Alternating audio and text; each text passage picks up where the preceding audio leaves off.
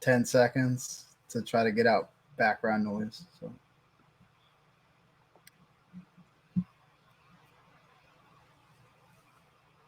All right, Soccer to the Max. Once again, guys, we are live right now on the Twitch, on the Facebook page, on the Twitter. Y'all can go check us out if y'all are happen to be around. If not, if you're listening later on audio, thank you for doing so. And it's awesome once again to have our dear friend and awesome soccer expert here, Rachael Kriger. How are you? I'm so happy to be back. I've missed you guys. We have missed you too, and of course, always here with me, Mr. Erik Watkins. Question: Are we live on the Twitter? Not the Twitter, because I don't know why the network Twitter. I have to go redo that again. But if you want to share it on yours, Erik, sure. Go ahead. So we have a lot. 1 week has gone by, and I feel like everything in American soccer started happening that 1 week. Seriously, it's crazy. NWSL College Draft, the Expansion Draft, the Charlotte FC Expansion Draft, the NWSL framework for their season, the MLS schedule, the CONCACAF Champions League round of 16 draw. There's U.S. men's national team players in the news for possible moves to bigger team, or just as big or bigger teams in Europe. It feels like all that needs to happen is like the MLS TV deal needs to get signed tomorrow or something. And Come on, Don. We'll have it all happen in like a week. Okay, so just to set the stage, we are going to talk a lot about NWSL here because they had their draft. They had both the drafts. They have a big move with what's going to happen with some of the players. That's one of the big reasons why we have Rachael on today, but also because, it's awesome always to have her back here. Just before, we get, because, we haven't been able to have you on. What did you think of that NWSL Championship final? What did you think of the MLS Cup Final? So the NWSL one I was actually at. So Louisville was awesome. Louisville was great. The city's pretty cool. The people there are super duper friendly. The stadium, I had heard so much stuff about this stadium being like, oh, it's such a great place to play. A couple weeks before the final, I talked to Shayna Matthews from the team, and she was like, oh my gosh, wait until you get there and actually see the stadium for yourself. It's ridiculous. And it was so it's so weird to say it, but it's so professional. And it's just one of the coolest stadiums that I've ever been in. It's definitely my favorite stadium to shoot at because in Orlando, when I'm photographing, they have the photographers on the one end, you're in front of the fans. So I always feel like, I'm only 5'2", but I feel like I'm blocking people all the time. So Louisville was definitely my favorite stadium to shoot at. But it was a really good game. I remember going into it and I was like, this game is somehow, some way going to go into extra time. But I pray to God it doesn't go to penalty kicks because you watch how I'm at the end where the penalty kicks don't happen. And then I got to race and try to get a good spot. But it was such a good game. It was really cool to see Washington win. Washington was kind of my de facto hometown team because they were the closest to me when I lived in Pittsburgh. So I've always had a soft spot for the Spirit. So I was really excited to see them win. And then for the MLS Cup Final, oh my gosh, I have to remind myself who played and who NYCFC and Portland. Yes. NYCFC win. Yeah. I didn't watch it live because I was working, but listen, I'm a Sounders fan. I can never say anything nice about Portland, but there is this picture someone took of when Felipe Mora scored that equalizer and when he was celebrating, and it's one of the coolest pictures ever taken. It just shows the essence of the MLS Cup Final and Providence Park and everything. But I was really excited for NYCFC. I have a really good friend named Dylan Walsh, and he's a big fan of NYCFC, so I was happy for him. Although I've been telling him hey, Sounders have 2, you only have 1, so check yourself. Yeah. But I like seeing, as much as I love the Sounders, it was getting boring with Sounders Toronto. So it was cool to see a new team kind of get in the mix. I was really excited to see them win. Sorry, Red Bulls fans. It got a decent rating too, so that's good for, with that upcoming MLS TV package that's supposedly Q1 2022. They're going to have that figured out for what they're going to do for 2023. Of course, nighttime final, Don. Nighttime. Do not be scared. Yeah, especially if you have it on maybe a Saturday or something. That would be much better. Thank you. Yeah. If you have it on a Saturday, I think you have a better shot than doing it on a Sunday prime time, because going against Sunday Night Football, it's just not going to happen for you there. But that being said, Rachel, this let's start with the NWSL Expansion Draft. So we have two new teams coming in this year: San Diego Wave and Angel City FC, both in the California area. So you had two teams at once, already getting that rivalry in. What did you think about this expansion draft and who got taken? And obviously one of San Diego's big picks immediately got traded. So that was they flipped funny. Kristen Mcnabb. Yeah. It was so funny because we were just talking before we went live that I had done a podcast with my friend Trevor Tracy from Last Word on Soccer. And Trevor and I, with all the trades and everything, we just we didn't do a mock draft because we were like, that's way too difficult. We're not even going to try to figure that out. Yeah.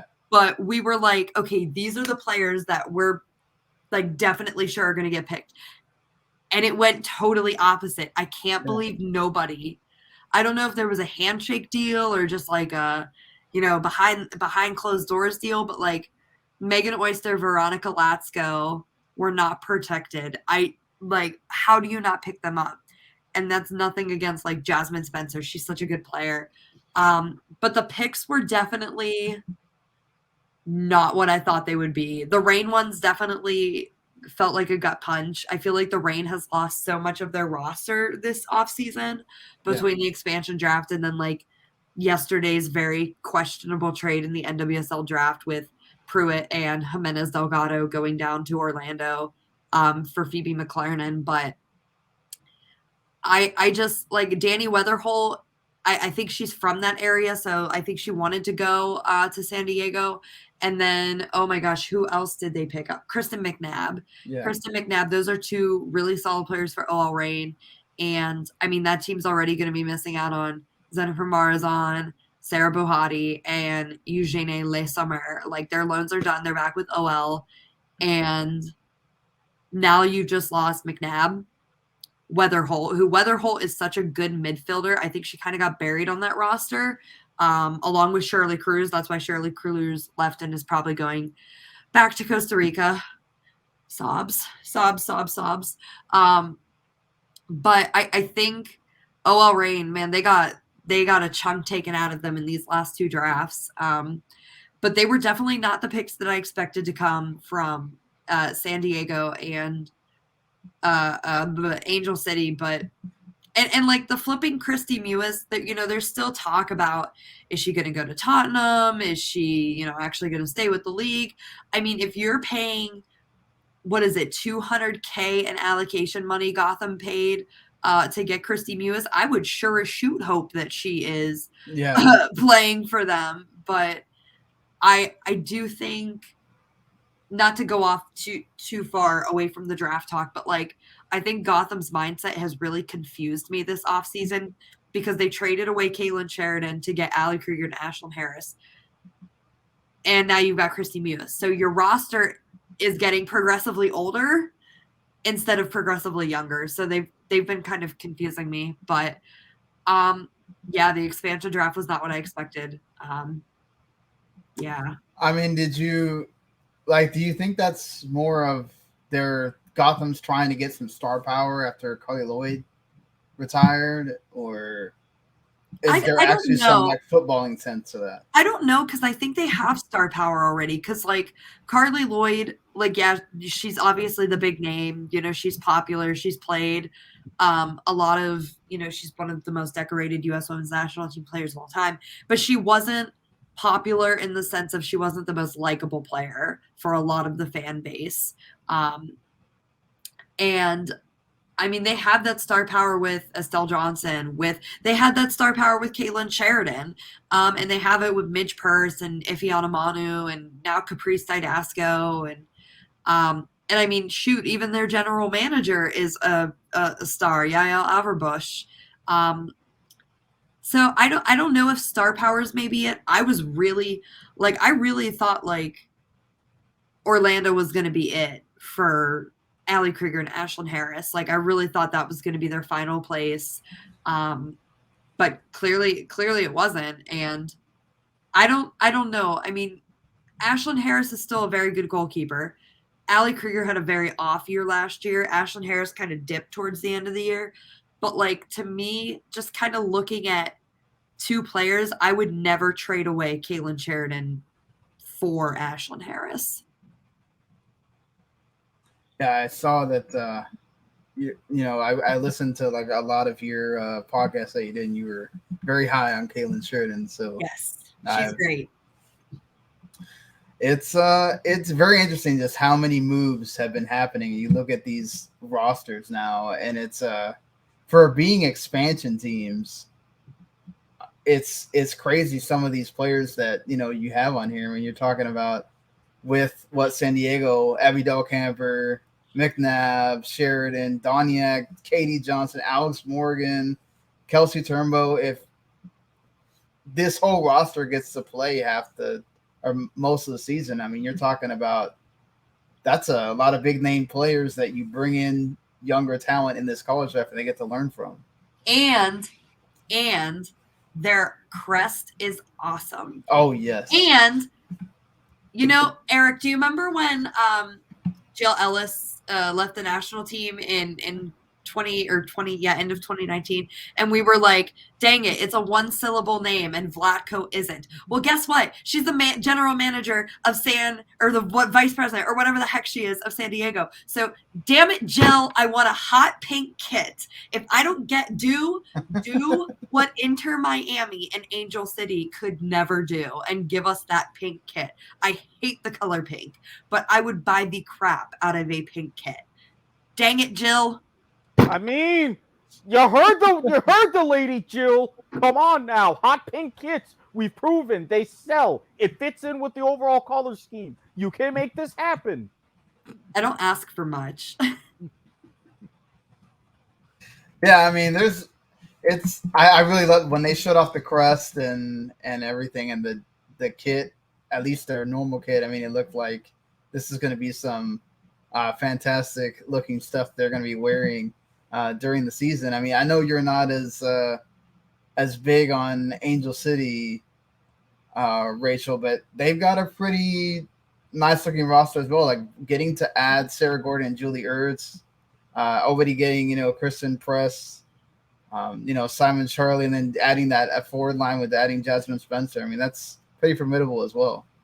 Yeah, I think when they added Sarah Gordon, I was finally like, okay, now they're finally starting to do the soccer stuff.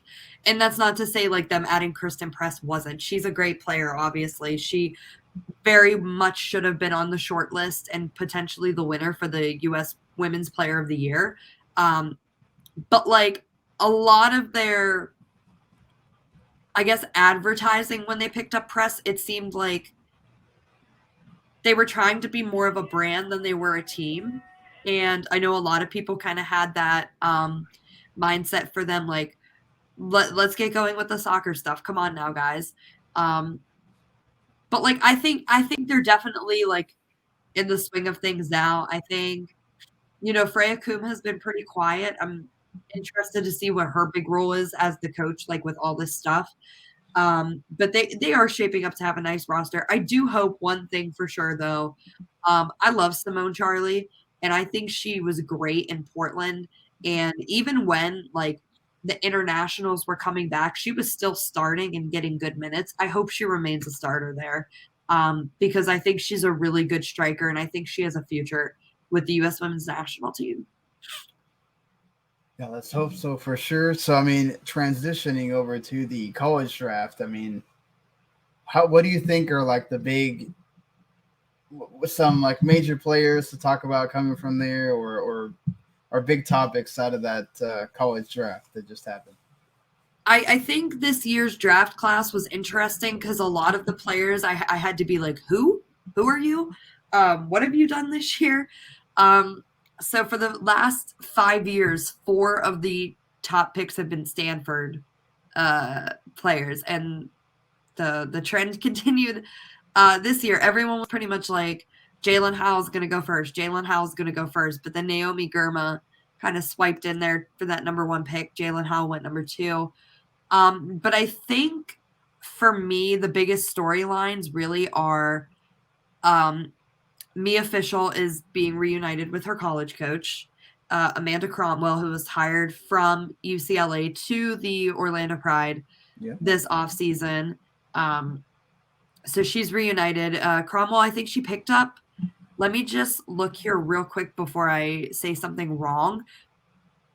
But I didn't think she was the only UCLA player, but I could be wrong. I'm wrong. She was the only UCLA player she picked up. But I remember during the broadcast, they were saying like, "Oh my gosh, I can't believe Mia Fishel is falling this far down the draft." I was really surprised too. I thought North Carolina was going to get her.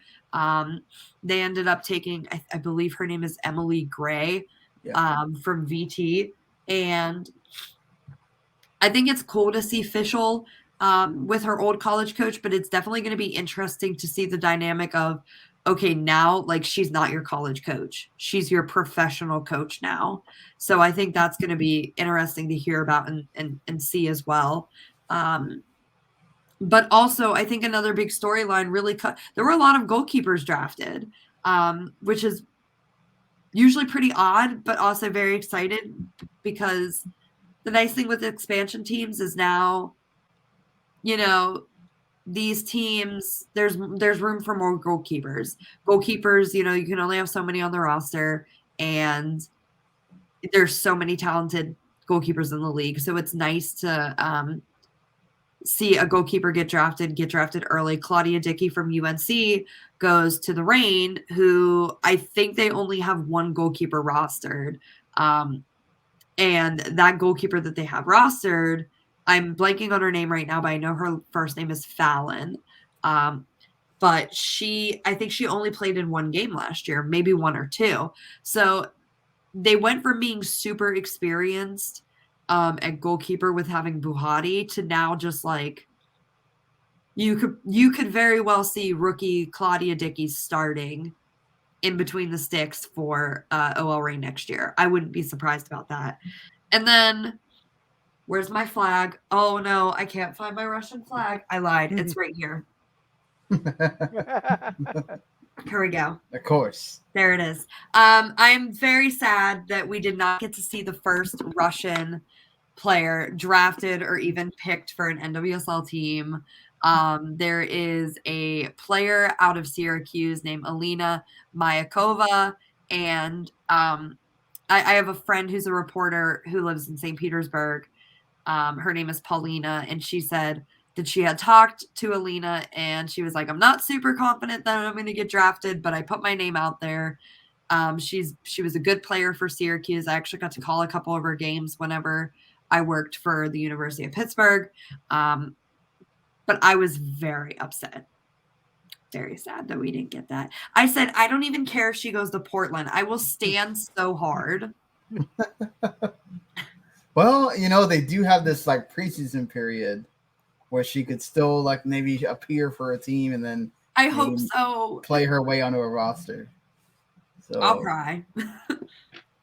Yeah, I mean, and speaking of that, we now know what's going to be happening with the NWSL schedule because it's already been, the format's been announced, at least for what we're going to see. and that is pretty cool on its own. We're going to have the Challenge Cup, of course, is going to come back. And then we're going to have an actual balanced schedule, guys, which, that's pretty awesome to see from a US based soccer company going on and saying, okay, home and away, that's what we're doing. 22 games. They took off 2 of them. And then, of course, we're going back to the end of October for the NWSL Championship. Not doing it in November like last year. Obviously, there's the World Cup that is happening in November, which is why, everybody's trying to rush to make sure they finish their season pretty quick. What do you think of what they've done with the schedule for this season, Rach? I love that it's balanced. I don't mind that they're going down 2 games. I'm interested to see the format for the Challenge Cup because it's like a month and a half long. Yeah. So that should be interesting to see when that kind of gets rolled out. And then, of course, you obviously have more teams. So how do you split up groups and, whatnot? I love the schedule. I heard the early was 3 groups of 4. 3 groups of 4. That wouldn't be bad. I kind of like that. Or possibly 4 groups of 3. I think it hadn't been hammered out yet completely yet. But yeah, no, I think that's good. 3 groups of 4 sounds good.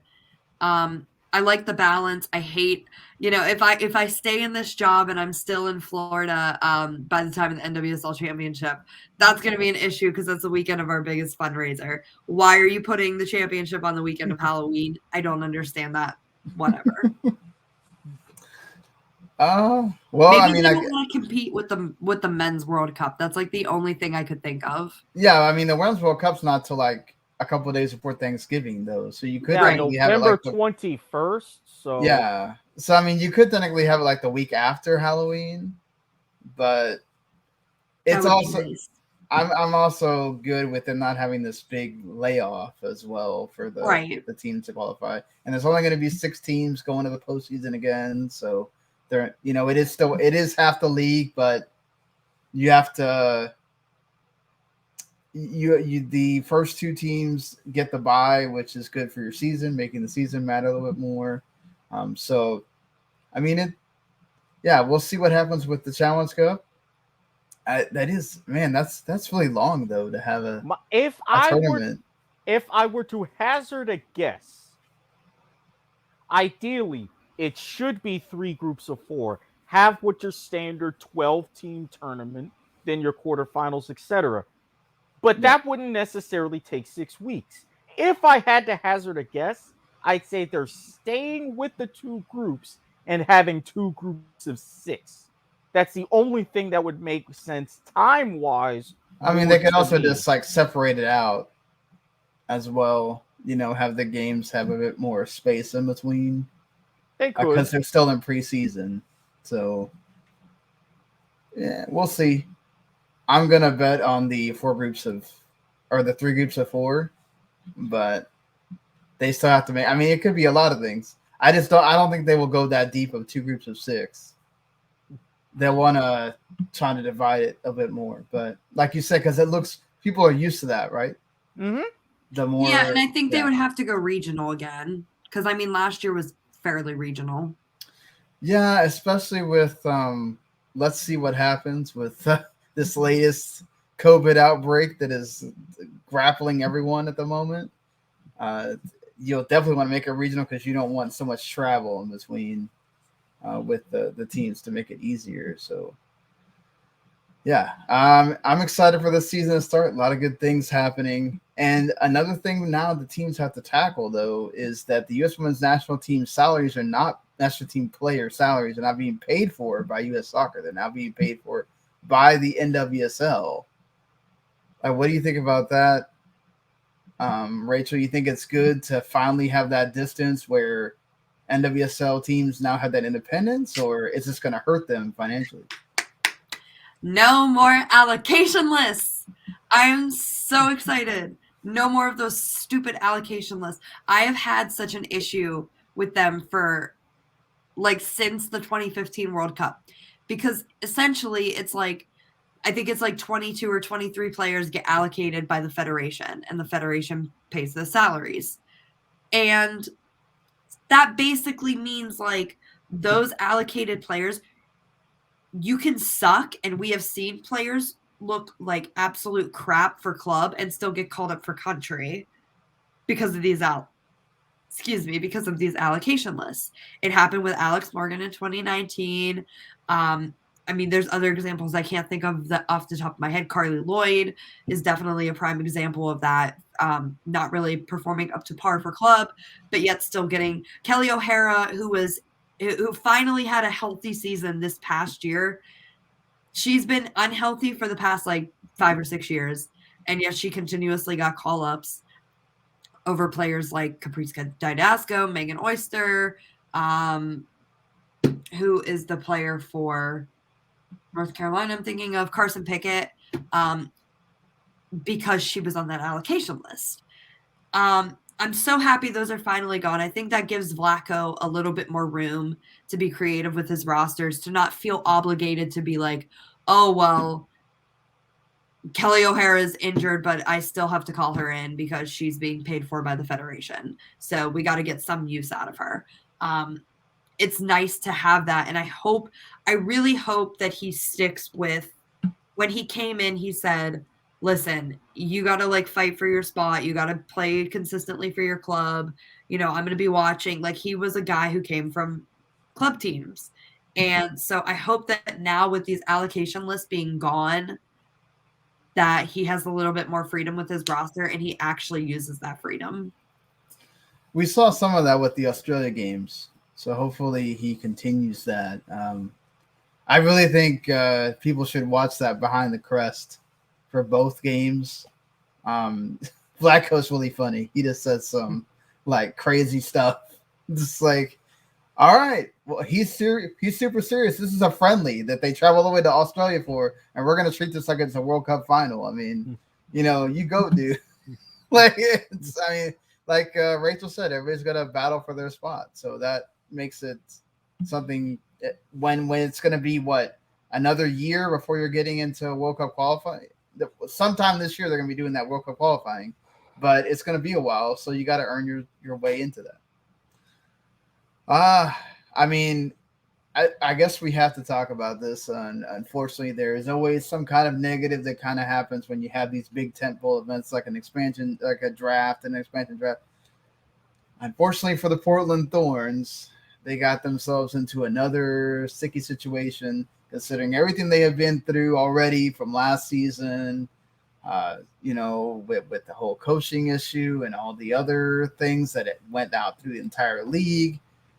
They went and picked up with their 13th pick, Sydney Nacello, who she has some weird, I would say, questionable social media activity when it comes to tweeting, or not herself tweeting, but retweeting, and I think like liking racist and transphobic tweets. She apologized and then all of a sudden made her Twitter private, which you can take that one way or another, right? And then also the Portland Thorns have come out and given a statement saying that they did a lot of background checks on her, but they didn't do a good enough social media background check on her. And of course, the Rose City Riveters came out with they don't stand for fascism, racism, homophobia, transphobia. We are against all of these. We don't support anyone who represents or espouses these views, full stop. What do you think about this, Rachel? Like, do you think this is going to make it to the point where they'll have to either trade her away or release her? Or you think they can somehow, enough of these apologies are going to make it to where maybe she can actually step on the pitch and not have stuff thrown at her or something? Yeah, I don't know. I think, Sean, you're putting me in a spot. I don't like what she retweeted. I don't like what she liked. I don't like her social media activity. But Yeah. I don't think that's reason to kick her off of a team, especially because she didn't say it herself. Right. I think this would be a hugely different conversation if she was like saying all this stuff herself and that. Like, I mean, clearly if you're liking it and retweeting it, it means that you obviously like agree with it. Right. But I don't think that's reason to get kicked off of a team. Yeah. I don't know. I'm very conflicted on this because it's like I feel bad for her because she hasn't even stepped on the pitch and done anything, and she's already like one of the most hated people in the NWSL. There are definitely, I don't know how to put it. There's just like, I think she'll end up going to Europe because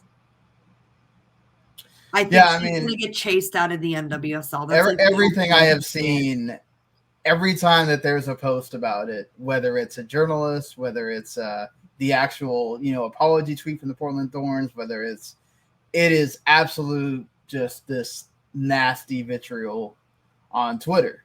And the thing is, obviously there are going to be fans that go to these games that don't pay attention to this stuff, right?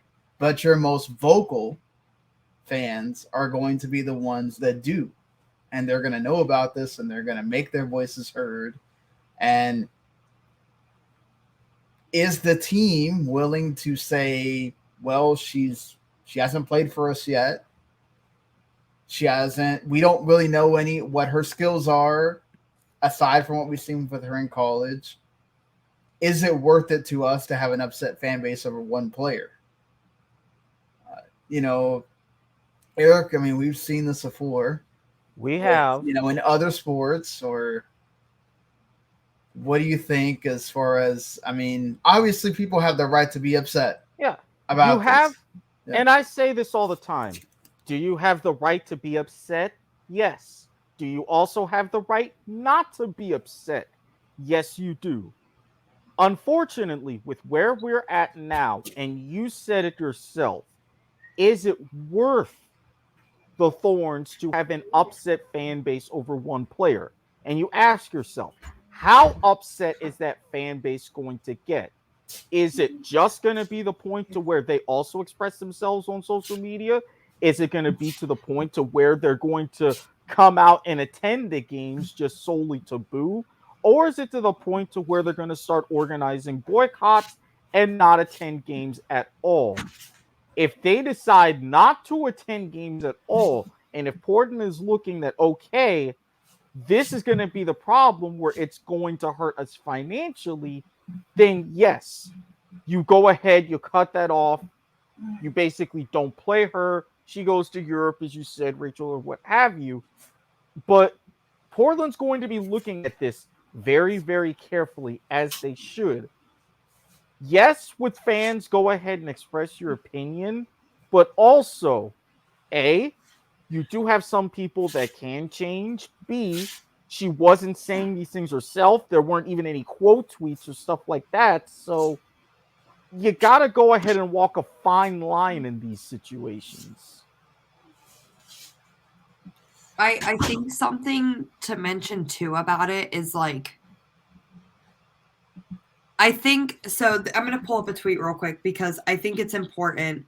Sinead Farrelly, who was one of the players to come out against the abuse of Paul Riley, she had tweeted, and sorry, my phone's taking a little bit of time here, but she said in a series of a couple tweets, wishing death upon someone because of their beliefs, canceling someone because they disagree with how you perceive the world. Those things don't create real change. They continue the cycle of separation and division. Mm-hmm. No soul is lost. We're all in this together.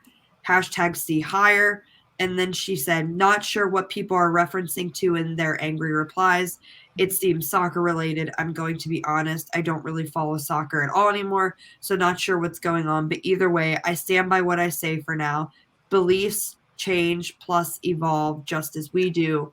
And then she followed it up by saying, Inclusion can feel triggering when we've been excluded. Oppression, exclusion, and suppression creates a fear of other. It creates anger towards other. All those feelings are valid, and still exclusion won't cure exclusion. Hate won't cure hate. There's another way. And I think that's well said. And she's got some very angry fans in her DMs right now, and I don't really think that's fair. Yeah, that's the thing with social media. It makes it very easy for people to get angry because they don't have to show their face to say that to someone in person. They can just be angry and say that over the internet, and then all you see is that. And I think that's a great point, what you said, Rachel, is that sometimes we get too busy into canceling the person away so where we don't have to think about them anymore, and then don't worry, then don't think about, well, you just did the same thing.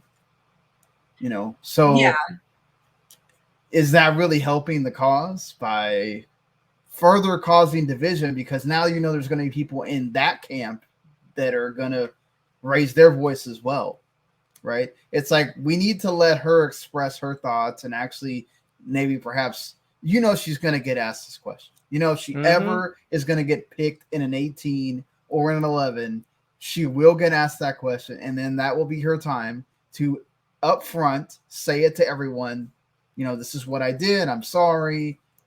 All of that. I mean, we've seen people apologize and then be accepted and forgiven later. I think we should be able to give this person a chance. I get it. It looks bad when you just went through this thing with Paul Riley. You just went through all these other things with the Thorns and the entire league. And you're still going through all the stuff with Gavin Wilkinson still being there.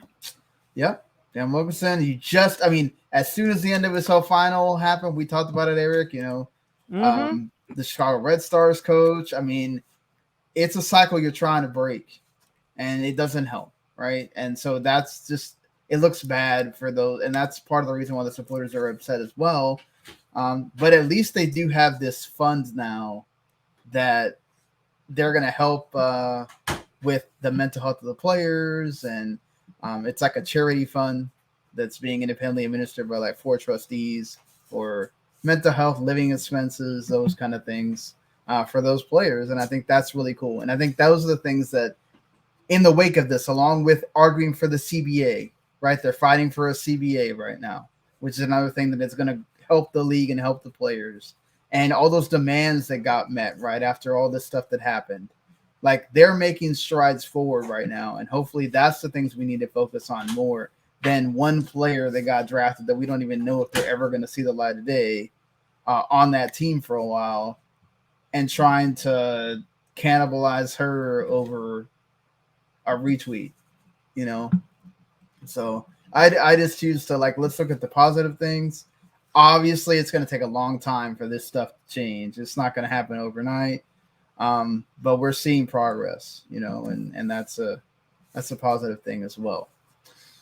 Well, we talked a lot about NWSL here, and that was really the main story of this week for the most part. But Charlotte FC is also a new team joining the Major League Soccer. They now make it an even 28 for this season. That's nice when you can have even numbers finally again.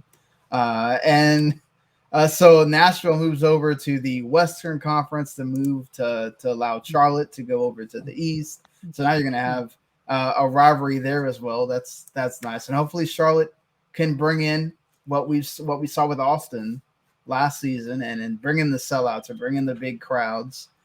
And they did bring in some new players as well in that expansion draft. Rachel, did you see this, and any thoughts on the players or anything? I didn't watch the expansion draft, but I did see the picks. I think Tristan Blackman's obviously the first name that pops out from LAFC. I was kind of surprised that none of the Sounders players got taken. I was happy about it, but I was definitely surprised about it. But I also think Ismail, I can't say his last name, Tajari. Yeah, Tajari Shardy. Yeah, that's obviously a good pickup coming from New York City FC. you had to think that they were going to obviously get someone selected. Anton Walks, Joseph Mora, Mackenzie Gaines. I don't really have much to say about them because I don't really know much of their games. But I think obviously Tristan Blackman's the name that comes up. Yeah, I mean, the thing is with this expansion draft, very similar to what happened with there's the Wave. They wound up only taking 3 of those players because it's actually, unfortunately, Rachel, the player that you mentioned, Tristan Blackman and Tajiri Shroudy, both got traded immediately. When did Blackman get traded? So Tristan Blackman got traded immediately to the Vancouver Whitecaps for 350,000 GAM, and Tajiri Shroudy got traded to LAFC for 400,000 GAM. Blackman, 350,000 GAM for 22, 125,000 GAM for 23. My excuse is that we had basketball that night, so.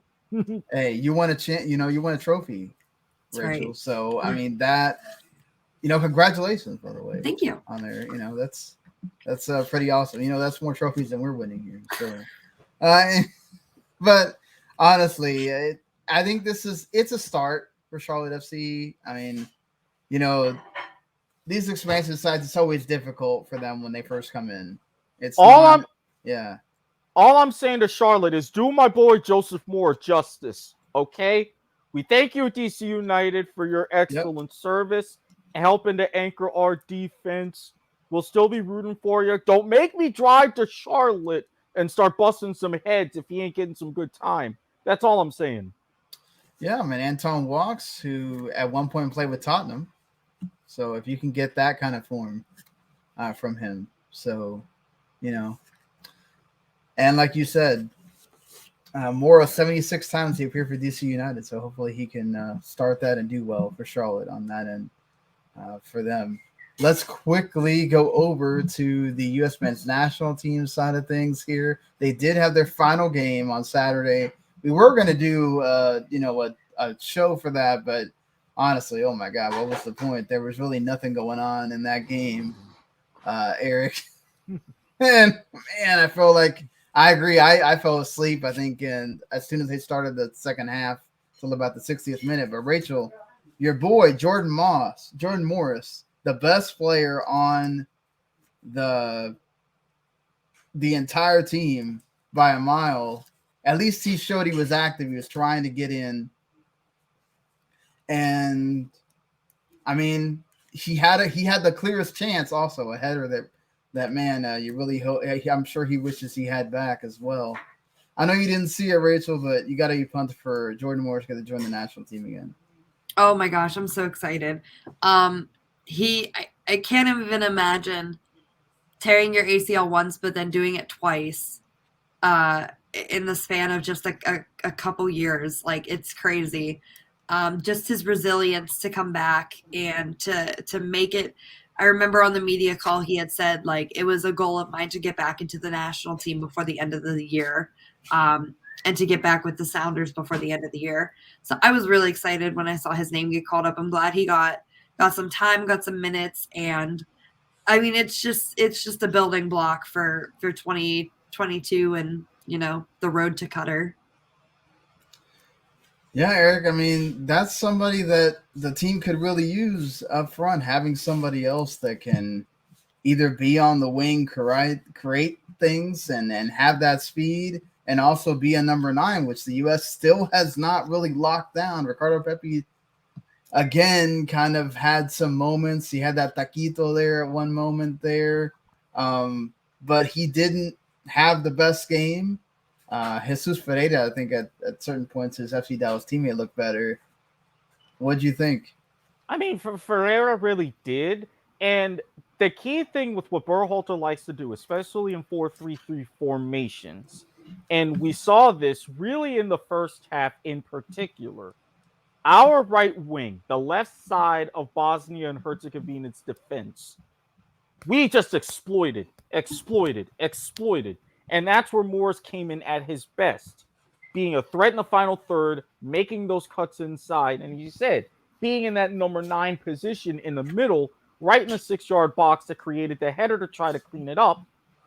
But the problem was, when you have a team like Bosnia and Herzegovina, number one, they had that red card after the tackle on Kellen Acosta, which that really changed the game completely. It entirely. And I was thinking, all right, they started at a 5-3-2. They may go something like 4-3-2, 4-4-1. No, they kept their general 5-3-1 shape. But not only that, they adjusted. As you saw in the second half, they closed down that right wing. It was just about gone. The U.S. did not adapt.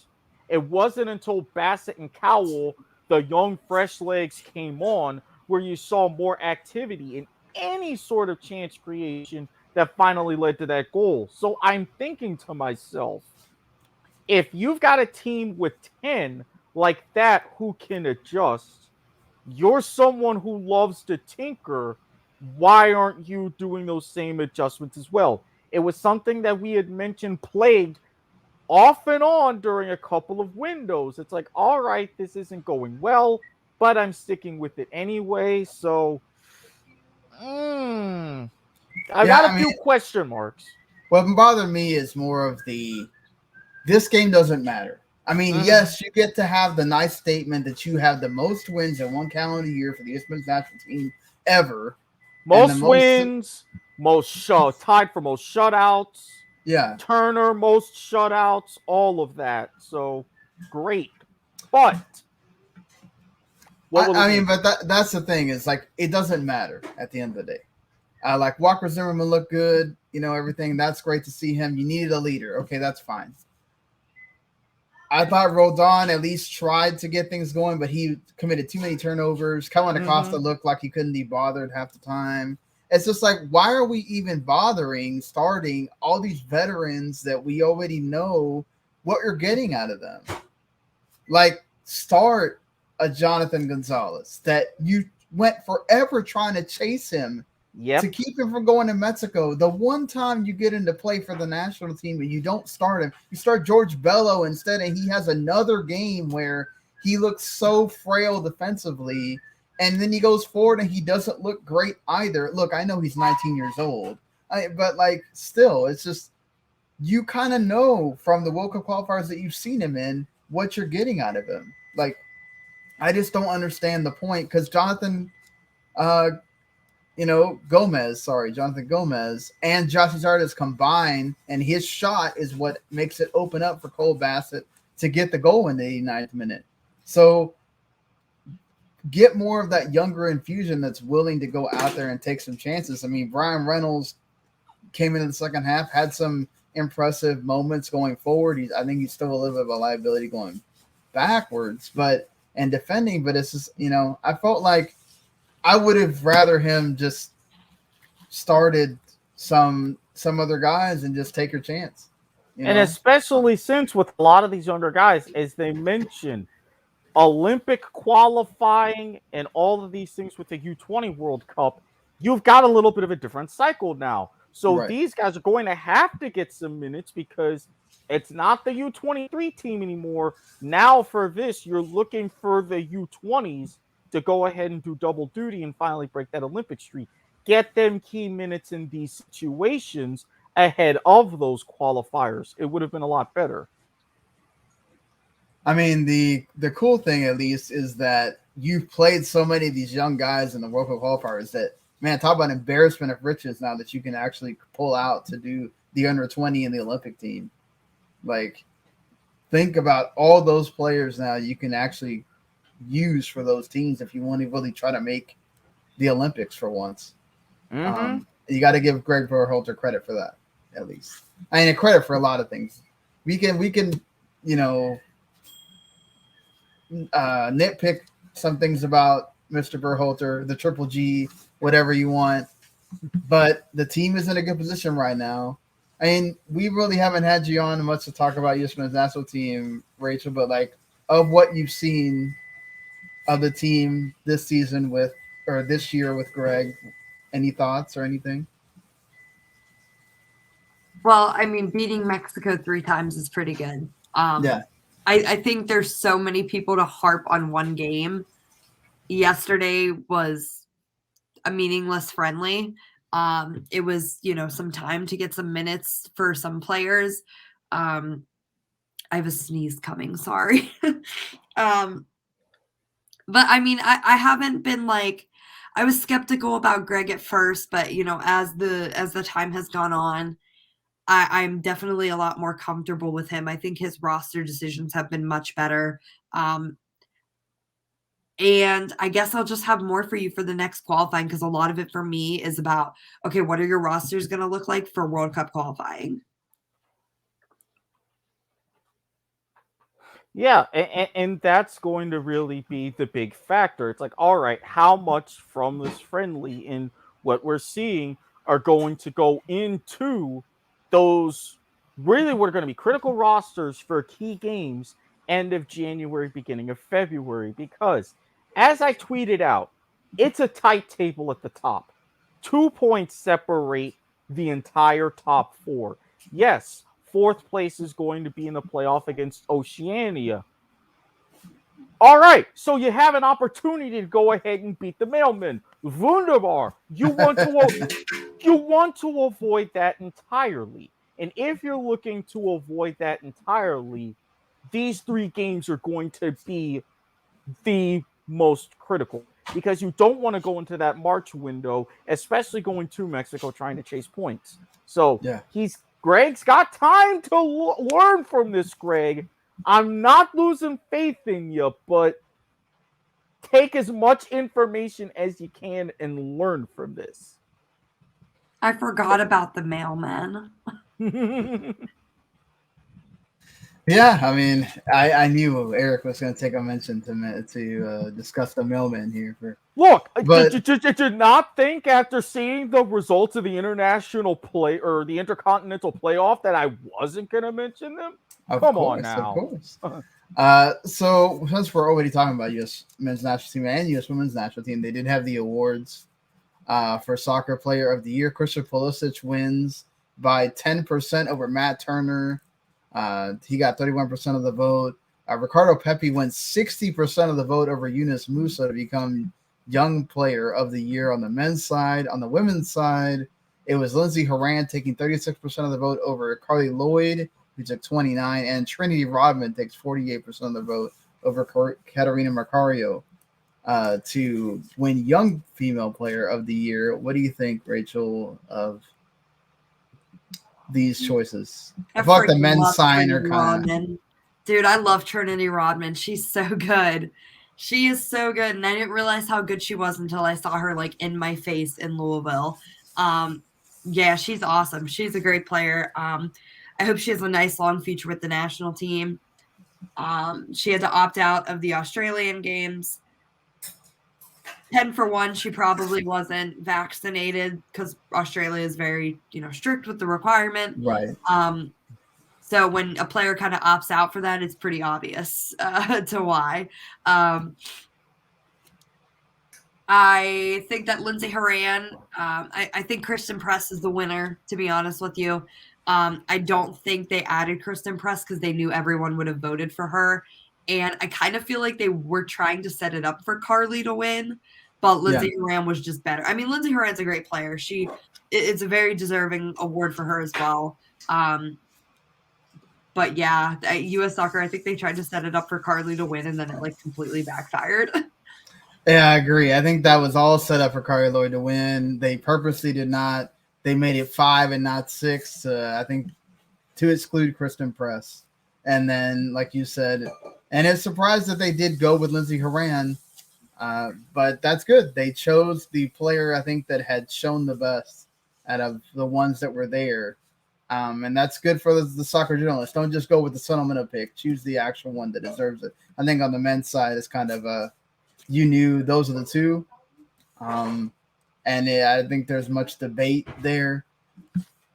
I think maybe Matt Turner had done splendidly. You could say he has no reason to lose his spot to Zach Steffen the way he's played, but that is a discussion for another day. But good on the 4 players that won, and those awards are huge for them, obviously.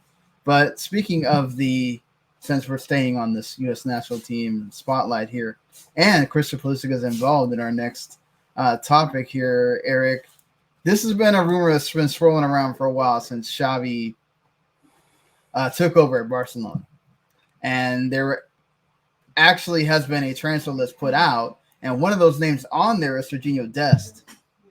And another one is Frankie de Jong. Some other players got put on. Ter Stegen, their goalkeeper, their best goalkeeper, got put on the transfer list. Serginho Dest wants to go to Bayern Munich. And there's talk of them trying to go after 3 Chelsea players for Barcelona. And one of them is Christian Pulisic, going on a loan or a sale to Barcelona, along with Antoine Rudiger and Hudson-Odoi. I mean, it would be a different change for Pulisic to go play in a less physical league, right? Oh, yeah. He can show a bit more there, but he was starting in the game today that happened this this morning or yesterday morning, depending on when you're seeing or listening to this. He was starting up front. I don't feel like he had, his best game or anything, but he's playing for Chelsea regularly. I mean, is there a positive to this at all to see Christian go over to Barcelona? I mean, it really is, because with all of Thomas Tuchel's demands about the style of play, you can already tell Pulisic has learned so much, and he has fought and kept up that ethic and has done well in his starting appearances. But as you mentioned, you're going from arguably one of the most physical of Europe's top 5 leagues to, without a doubt, the most technical. If you combine the physicality that he's gained with honing more of those technical skills, he could potentially be a dynamite player for Barcelona. That's the positive. But as those who were watching saw earlier, I have to rain on the negative. Yes, Xavi with the transfer list is creating a potential sell to buy. Fine. But the matter still stands. Can you afford him? Is what Tuchel and everybody at Chelsea with Roman Abramovich, are they going to say, hey, we've got a prime guy. He's got a Champions League winner's medal. You don't. It's going to cost you. Yeah. I mean, that's why they might be going for the loan on him, because he already broke the U.S. Transfer record for how expensive he was to go over to Chelsea from Dortmund. I mean, I can't imagine how much they would try to outprice Barcelona just for Pulisic. That doesn't even include one of his favorite defenders in Antoine Rudiger and a guy in Hudson-Odoi whose people have already tried to go grab, and he said no. So that's going to be one of those that I don't think it's going to happen that way. Will he really just go after Pulisic? I don't know. I mean, and then Serginho Dest wanting to go to Bayern. Would he really start there? You were starting in Barcelona, and obviously if Xavi doesn't find you, he doesn't favor you, then you're not really going to play much either. I mean, Rachel, you're always one about having these players play in Europe. I mean, they're going to they're already at elite clubs. Serginho Dest probably, it's better for him to go to Bayern. I mean, that's a talk about the players he could learn from there. I mean, do you see these moves happening at all? And then do you think they're good moves for either one of them? It's so hard for me to imagine Pulisic in a Barcelona kit in Barcelona speaking Spanish. Yeah. Right. But I think the move that you mentioned that I think is definitely high on my list is the Serginho Dest to potentially Bayern, because of just how much he can learn from there. I don't think Barca's a good fit for him right now. I think I know it's so cheap to say like, oh, he's going to go to Bayern, he's going to win like everything. But there is good competition in the Bundesliga. And I think the Bundesliga is pretty physical, and I think that's what he needs, especially playing in a league like CONCACAF. So I don't think like he would be out in like no man's land. I think he would hold up well. It's just there's so much talent on that team, and that itself could push him, and like he just would have to push for that starting spot. Yeah, I mean, he definitely would be able to push for that starting spot, but I think also what helps is we have that big American contingent over there in the Bundesliga. You know, look at Chris Richards, look at Joe Scally, get another assist over there for Gladbach. You know, look at Gio Reyna still coming back from his injury, but he's there. You know, so I mean, I think that's a good thing for him too. If he gets to go over to the German league, it's a different style of play, different manager to learn from. Nagelsmann's a fantastic coach. I mean, so and look at all the players around you that you're getting to learn from, and just in a, you know, not as just as a defender, but also as an attacker. Look at all those players they have there as well. I think that's fantastic for him if he does get to go. Still got two more players. We talked about this one, but I'd be interested to get Rachel's take because Atletico's not in a good. They're not in a good spot right now. They have looked bad.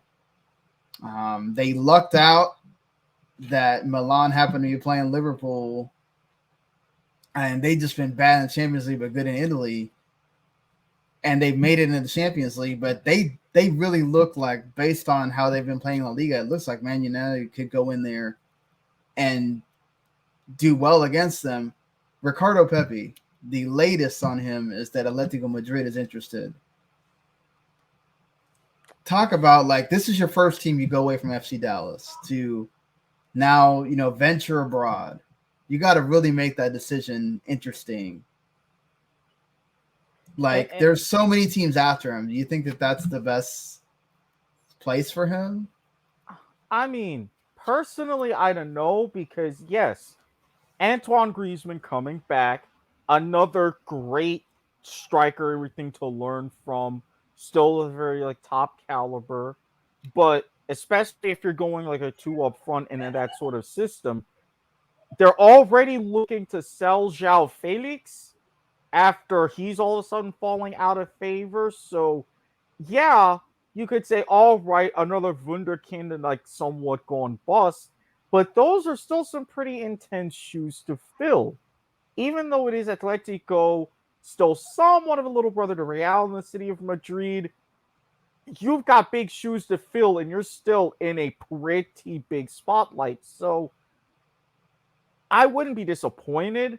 I would be excited to see, but I think for something like that, it would be a little, just a teeny bit still too much too soon, at least from my perspective. I mean, there was supposedly there's already a deal with Wolfsburg, but they can't figure out the money. And then the Ajax was also interested. Do you have any kind of a preference you want to see him? If you say this is your first team you're going to abroad, Rachel? Ajax, probably. Yeah, I mean, talk about a fantastic coach you're getting to learn from. Erik ten Hag is on the list of everyone right now. I don't think Atletico is the right fit. Yeah, I mean, it's weird because Simeone is playing some weird style that I don't think fits them right now with the players they have. And then Felix is actually one of their better players. Every time he comes on, they actually have a little bit of life to them. So it's weird that he's being the one that's on the mark of getting sold. The last one that's very interesting to me, because I think this is a total upgrade for him, considering where his team is that he's at right now, to the team that is definitely on the rise based on how they played again today. I think we're finally going to start seeing Antonio Conte at his best. Rumors of Weston McKennie to Tottenham right now. What do you think about that, Rachel? Leaving the sinking ship that is Juventus at the moment to go to one that's rising. I don't know. I kind of want him back in the Bundesliga. Oh, okay. Yeah, I don't know. I feel like Weston McKennie's like a Bundesliga guy. All right, that's fair. I mean, that's where he learned his trade and became the player who he is. And a lot of people still miss that Schalke Weston McKennie. They're saying he's not the same player since going to Juventus. What do you think, Erik? I mean, go over there and learn from Conte. Oh, yeah. As much as it means Tottenham is going to be a bigger thorn in our side, bring it on. come to the Premier League, get yourself right, as you say, avoid the sinking ship, because I hate to say it, but Tottenham's going to be scary again. Especially now that they're going to be in a better position to keep Harry Kane up front. It's just the kind of connections that you can build. And again, a more physical style of play. You see him already try to want to lay the hammer down in CONCACAF. Being exposed to this more week in, week out gives you more the confidence and power to do that in these international games. It's sorry, Rachel, although I'm with you in saying, he'd be great in the Bundesliga. Come on. It is the Prem. I get it. It's the Prem. Yeah. It's hard not to. Yeah. And London clubs have got to do something. Not too much this season. Come on, you bees. Keep doing me proud. But after that, okay. I'm just saying. Yeah, let's hope Brentford stays up just for Eric's sanity there. Not just my sanity, my wallet too. Yes, your wallet. That's very important. Don't want to be losing that. So the last thing before we get out of here, very interesting news. A shocker, really, that kind of just came out of nowhere one day. We're talking about CONMEBOL is going to be added to the UEFA Nations League in 2024, upping that tournament from 16 to 22 in League A and then 16 to 20 in League B. The top 6 teams, which includes Argentina and Brazil, are now going to be playing. Imagine that. All of those great teams that are in that League A are getting to play Argentina, Brazil, and then some of the other top, the Uruguays and the Perus and all those. And then, my wonderful country, Venezuela, goes down to the League B. And, they still get to play some cool competition as well. So those are going to be some cool games to get to watch. But talk about the ramifications here. FIFA's trying to do this biennial World Cup. And then this is a total shot in the face here to the biennial World Cup. Now, first of all, from a logistical aspect, I do like that they're going to have all the matches in Europe. That's going to be saving in everything from travel. But am I the only one that's not a fan of the actual numbers and allocations? I get with League B, you're going to be expanding that to 20 teams from 16. That's fine. That works with scheduling. But then in League A, okay, so you're going to have what? 2 groups of 5 and 2 groups of 6? I'm not entirely the biggest fan, at least from that angle. But my second point, I'll make it quickly. Yes, this is a major slap in the face to Gianni Infantino and FIFA for the biennial World Cup. But what if in a roundabout way, this becomes the genesis of something else that Infantino wants, and now you're saying, okay, we're going to do this. Why not go ahead and make it a full global Nations League? Yeah, it is that step, right? Because they could eventually, let's say, add – because these are going to be playing in Europe. So there's not like they're going back and forth to South America and England. It's like the South American teams are just going to be in Europe when they play these games, which is good for them as well, right? It's get that experience of playing in Europe. I mean, let's say you could add Asia to it, right? You could add the CAF nations to it. The mailmen. Right? The mailmen? I mean, yes, you could do that well. If you're going to balance out League D, since one of those groups has only 3 teams, you can slot the mailmen right in, see how far they go.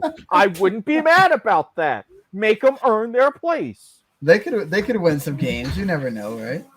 That's why I say League D. Maybe you get them in a cycle or 2, be confident in the competitive League C team. I don't know. Mailmen deliver all kinds of things. I'll just say that. What a good pun.